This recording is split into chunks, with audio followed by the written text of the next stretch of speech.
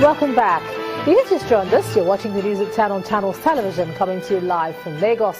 A reminder of our top stories. Federal government meets northern elders, gives strong warning to those issuing threats to other citizens. Absence in court of former Attorney General of the Federation, Muhammad Adoke, and others accused in the Malabu oil scandal stalls the trial. National Meteorological Agency predicts massive flooding in coastal states, warns governments to take preventive steps. And hundreds fall ill from suspected food poisoning at Iraqi refugee camp.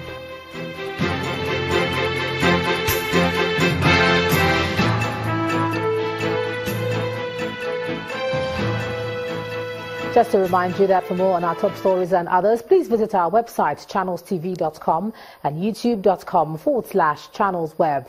And log on to m.channelstv.com to watch us on your mobile device, or you can download the Channels TV app for Android, iOS and Windows devices from their respective stores.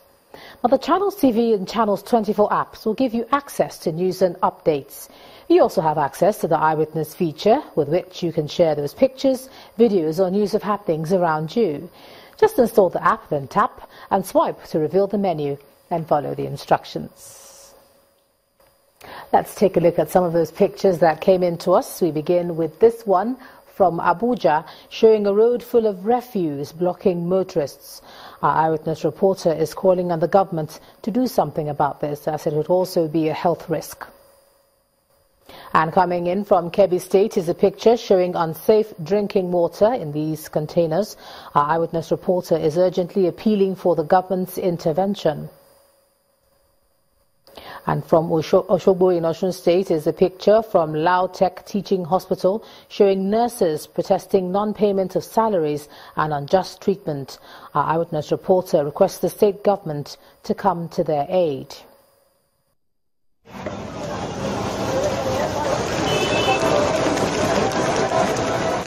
Finally is this picture coming from Agege here in Lagos. It shows a moving train with people sitting on it and hanging onto it.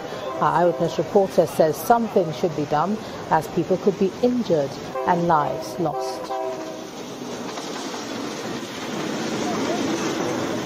That's what you call a dangerous ride. Thanks for your pictures and keep them coming, please. Now, the planned arraignment of Justice Ngajua before a Lagos High Court sitting in Igboshire has been stalled by the non-appearance of the judge in court today. His counsel, Robert Clark, who apologized to the court for his absence, told Justice Adedayo Akintoye that his client could not get a flight from Bayelsa, where he currently sits as a judge. Justice Ngajua was one of the judges currently recalled by the National Judicial Council after the federal government failed to file charges against them. Our judiciary correspondent Shola Shoyeli reports.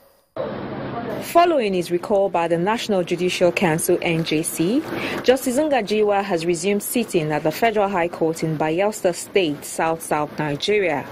He, however, failed to show up for his arraignment on a 14-count charge of unlawful enrichment and of knowingly making a false information to officials of the EFCC. In the charges, the EFCC accused the judge of enriching himself with over $260,000 through his bank account between 2013 and 2015. The commission also accused the judge of enriching himself with another 8.6 million naira during the same period. The commission said the judge could not reasonably explain the source of the funds in relation to his lawful income, an offence contrary to Section 82A of the Criminal Laws of Lagos State 2011. His counsel, Robert Clark, SAN, told presiding Justice Adedayo Akintoye of the Lagos High Court that his absence was not deliberate. But the EFCC counsel, Rotimi Oyedeko, countered by arguing that the defendant's absence was deliberate and should be treated as a disrespect to the court. Justice Akintoye, however, declared that she would give the defendant the benefit of the doubt. The defense counsel, who promised to make his client available at the next adjourned date, then informed the judge of a preliminary objection he had filed, challenging the jurisdiction of the court to hear the case. In the objection, Mr. Clark contends, among other things, that his client is a sitting judicial officer and as such a member of the judicial arm of government, and he is therefore only subject to the discipline of the NJC and no other court. He submitted that the malpractices alleged against him fall within the purview of the NJC. He urged the court to strike out the charge and order the EFCC to follow the due process of law. The prosecuting counsel, Rotimi Oyedepo, in countering these submissions, argues that by the application, the judge was seeking immunity from prosecution when he clearly did not fall within the list of persons contemplated by Section 308 of the Constitution. The counsel also argued that the NJC has administrative powers which could not erode the judicial powers of the court to hear and handle all cases. He also cited Section 396 of the Administration of Criminal Justice Act, which acknowledges the rights of the defendant to challenge his trial, but urges the courts to hear such applications and determine them only at the time of delivering judgment on the substantive case, a provision aimed at curbing delays associated with criminal trials. After listening to both parties, Justice Akintoye adjourned to June 23rd for ruling and possibly an arraignment. Shola Shoyeli, Channels Television News. The House of Representatives is urging the executive to posthumously confer on late Chief Moshood Abiola the highest national honor in recognition of his sacrifice for the unity, peace and development of Nigeria, Africa and the world. Now, this follows a motion sponsored by Honorable Sani Zoro, which notes that the federal government has not conferred any award on the pan-Nigerian politician who died in 1998. Now, lawmakers who spoke in support of the motion against regional lines says the late politician encouraged harmony across religious and ethnic groups in the country. Now, Chief Moshood Abiola, otherwise known as MKO Abiola, died about 19 years ago, and after a historic presidential election adjudged as Nigeria's freest and fairest polls ever. The mandate said to have been won by MKO Abiola and his Social Democratic Party was never allowed to hold sway as the then military government annulled the exercise. In this report, our political correspondent Sheung Okimbaloye brings to the fore memories and the experiences as reflected by one of MKO's sons. Some say he was the president Nigeria never had. 1993 was a year the whole world stood still for the continent's giant, waiting for a republic only to be truncated by the then military junta. MKO Abiola, Nigerian philanthropist, made a difference, led the Social Democratic Party, SDP, and this was perhaps as usual on television at the time. Nigeria on the march again. On the march again. Looking for Mr. President. On the march again. Hope was what he preached, but rather the military dashed it with annulment of the election. I say that the decision of the federal military government to cancel the election of June 12 is invidious, unpatriotic, and capable of causing undue and unnecessary confusion in the country, and therefore repugnant to every right-thinking Nigerian. 5 years after the election, MKO Abiola died on the 7th of July 1998. Every year is remembered, and clamor to immortalize him grows. For the family, several memories will continue to play up.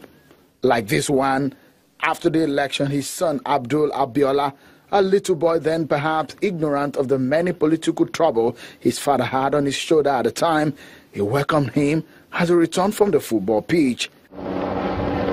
24 years later, Abdul recounts the scenario and what really played out on that day. I think it was around the time after the election was annulled, and he was just on his way out. I think he had gotten information that the agents of evil and destruction and the agents of backwardness wanted to come and arrest him. He decided to leave the country. So that day I was actually playing soccer on the football field, and it was funny because my brother never used to venture to that part of the house. So when I saw him, I just thought, okay, it's his house. He can do whatever he wants. Then the next thing I see, he gives me and my younger brother a hug, and then he climbs the fence. In the midst of the struggle, MKO Abiola left the country, but later returned. Abdul did not only lose his father to a political struggle, but lost his mother, Kudirat Abiola, the philanthropist's wife, who was said to have been assassinated while his husband was kept in detention by the then military government. She died in 1996, 2 years before MKO Abiola died. It is not an easy experience losing both parents in the political battlefield. Abdul says the death of MKO Abiola and Kudirat are not in vain. Nothing is in vain, even in the world. Like, I believe that's what, it is 24 years later. And so if we're talking about somebody's legacy or dreams being in vain, think about that 24 years, people are still talking about what he did. So you see that, his dreams, his aspirations will still live on, even after he's been gone. So I don't think they wasted their lives. The traumatic death of his parents may have manifested as he grew into a full man, but Abdul is worried that the political story of Nigeria is still the same as when his parents were alive. Unemployment, insecurity, even we have like 14 million children out of school now. This is a disaster. These were issues that were even pertinent in 1993 and they're still in 2007, in 2017. That should let you know that what those evil agents did was just delayed, inevitable. It could be said that Nigeria's democracy is burdened, but the sacrifice and efforts of those who fought for it should be reciprocated by political elites providing a responsible and quality leadership. Sheon Kimaloye, reporting for Channels Television News. A new bond of friendship seems to be opening between the United States and the Niger Delta Development Commission, the NDDC. And in nurturing this relationship, the United States Ambassador to Nigeria, Stuart Symington, has visited the NDDC to discuss issues relating to the development of the region and Nigeria as a whole. This is the first official visit of the U.S. Ambassador William Symington to the Niger Delta region, which makes this meeting between the management of the Niger Delta Development Commission NDDC and the team from the United States Embassy one with high expectations. The U.S. ambassador acknowledges the relationship between Nigeria and the U.S. on regional integration, which has always been a foundation for both countries. The purpose of my visit here today is very simple. It is to see Nigeria through your eyes and the eyes of your team. It's to see the wonder, the opportunity, the steps that you're taking, and to hear from you in your own voices what it is that you seek to do and how you seek to do it, so that I can understand the country better. While reeling out the achievements of the agency and the federal government in developing the Niger Delta, the NDDC boss also believes a lot more needs to be done. So this message for me is a reawakening of not just the country but world attention to the continuing issues of the Niger Delta, to the problems of oil production, to the problems of poverty, to the problems of unemployment of our young ones, to health challenges, to environmental degradation, and to all the other issues that we've been crying about daily about the Niger Delta. There have been various promises to the people of the oil-producing Niger Delta region. Expectations are high that their commitment will be fulfilled to end the sufferings of the communities who have sacrificed their land for the wealth of the country. When the news at 10 returns, Senate orders crackdown on rice smugglers, also demands payment of unremitted revenues to the CBN. Do join us again.